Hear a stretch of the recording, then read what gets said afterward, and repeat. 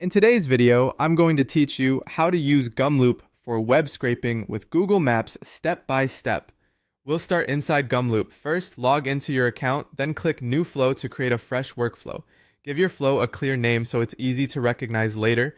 For example, you might call it Google Maps Business Scraper. Once that's done, open the workflow editor so you can begin building the automation. Next, define your search query.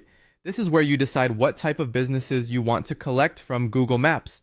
It could be something like dentists in Chicago, coffee shops in New York, real estate agents in Miami, or marketing agencies in London.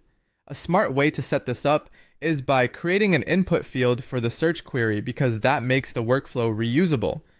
Instead of rebuilding everything each time, you can simply change the search term and location. After that, add a Google Maps search step.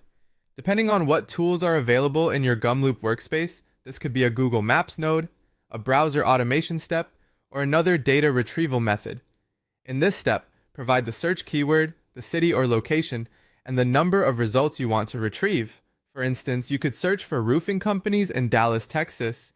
Keeping this part specific usually helps improve the quality of results. Now configure the workflow to extract business information. Common fields include the business name, address, website, category, rating, review count, and the Google Maps URL.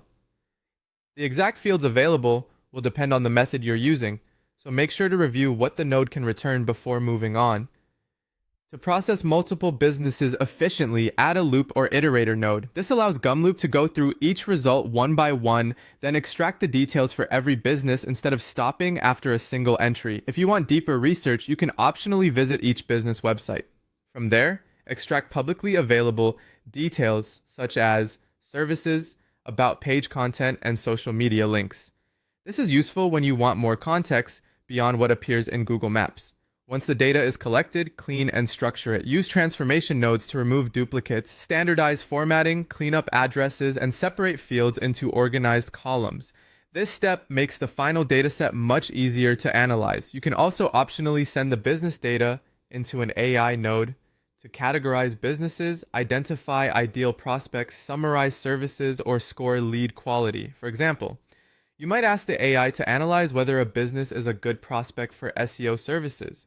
Finally, export the results to a destination like Google Sheets, Airtable, Notion, a CRM, or a database. Then automate the workflow by scheduling it to run daily, weekly, monthly, or on demand, so your research stays current with minimal manual work.